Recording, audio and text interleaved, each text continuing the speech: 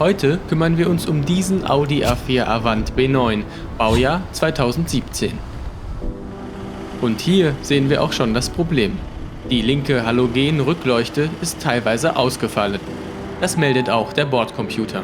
Wir vermuten eine einzelne durchgebrannte Glühbirne, weil das Licht ja noch teilweise funktioniert. Wir zeigen euch, wie ihr die defekte Glühbirne kinderleicht und schnell selbst austauscht und dabei Zeit und Geld sparen könnt. Doch ein wichtiger Hinweis vorab. Ihr schraubt auf eigene Gefahr. Zwar haben wir diese Anleitung nach bestem Wissen und Gewissen erstellt, doch wir sind keine professionellen Kfz-Mechaniker. Es gibt also keine Garantie für die Richtigkeit. Und apropos Garantie, informiert euch bitte vorher, ob das Probleme mit eurer Garantie gibt, wenn ihr selbst am Auto herumschraubt. Aber zurück zum Thema. Das wird gebraucht. Ein Schlitzschraubendreher, ein 25er Torx und ein kleines Tuch. Natürlich auch die Ersatzlämpchen, doch zu denen später mehr. Zuerst müssen wir diese Plastikabdeckung entfernen. Am besten ginge das mit einem kleinen Metallhaken. Da wir den aber nicht zur Hand haben, nehmen wir einen Schlitzschraubendreher. Den führen wir in den Schlitz und hebeln ihn zu uns, bis die Clipverbindung gelöst wird.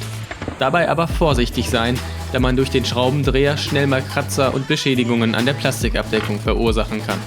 Jetzt sehen wir zwei 25er Torx-Schrauben. Doch bevor wir diese lösen, kommt jetzt ein echter Expertentipp. Da sich unter der zweiten Schraube ein Hohlraum befindet, stopfen wir diesen mit einem Tuch zu. Ansonsten kann es euch passieren, dass eine Schraube da hineinfällt und ihr diese mühselig aus dem Hohlraum fummeln müsst. Das wissen wir aber auch nur vom Hörensagen und ist uns auf keinen Fall schon mal selbst passiert. Dann einfach die beiden Schrauben lösen. Damit wäre das komplette Rücklicht bereits gelöst. Mit ein bisschen Wackeln kann man es nun vorsichtig aus dem Wagen nehmen. Aber Achtung, noch hängt das Kabel dran. Dieses lässt sich auch ganz einfach lösen. Dazu die Plastiknase eindrücken und den Stecker herausziehen. Und schon ist das Rücklicht ausgebaut. Dieses kann man jetzt zum Schutz vor Kratzern auf eine Decke legen oder einfach aufpassen und so hinlegen, dass die Außenseite nicht verkratzt. Um die Glühlampe auszutauschen, müssen wir jetzt an den Lampenträger gelangen.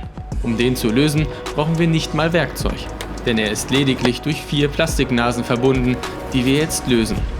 Danach kann man den Lampenträger herausziehen. Und hier sehen wir auch schon die Glühbirnen. Als Ersatz brauchen wir diese sogenannten W16W Glühlampen ohne Färbung. Diese haben wir uns für 6 € im Baumarkt geholt. Die alten Glühbirnen ziehen wir jetzt einfach aus dem Lampenträger heraus. Jetzt zeigt sich auch der Übeltäter. Diese Glühbirne ist nämlich durchgebrannt und auch das untere Lampenglas ist leicht gesprungen. Also her mit den neuen Birnen, die man einfach in den Lampenträger steckt. Wir empfehlen gleich beide auszutauschen, weil sich die Lebensdauer der anderen Lampe vermutlich auch bald dem Ende zuneigt. Das war schon alles. Jetzt können wir wieder alles zusammenbauen. Also wieder den Lampenträger in die Rückleuchte einsetzen und darauf achten, dass die 4 Nasen richtig einrasten. Dann das Stromkabel wieder anschließen und die Leuchte in den Wagen einsetzen. Wieder an das Tuch denken und die Schrauben fixieren. Zu guter Letzt die Plastikabdeckung wieder anbringen, bis es Klick macht und hält. Das war's. Und jetzt kommt der Moment der Wahrheit. Geht wieder alles? Tada! Alle Lampen funktionieren wieder einwandfrei. Sehr schön. Auch der Bordcomputer meckert nicht mehr. Er erkennt die neuen Birnen sofort selbst. Man muss also nicht aktiv einen Fehler löschen. Doch wie viel Geld haben wir jetzt gespart? Wir haben bei unserem Audi-Händler nachgefragt. Tatsächlich berechnen sie nichts für den Austausch an sich. Man muss nur die Glühlampen bezahlen. Die kosten bei Audi angeblich so zwischen 15 und 20 € pro Stück. Das hat uns ehrlich gesagt überrascht. Wir sind von höheren Kosten ausgegangen. Man muss aber dazu sagen, dass es nur eine Stichprobe war. Bei anderen Audi-Händlern kann der Preis eventuell doch variieren.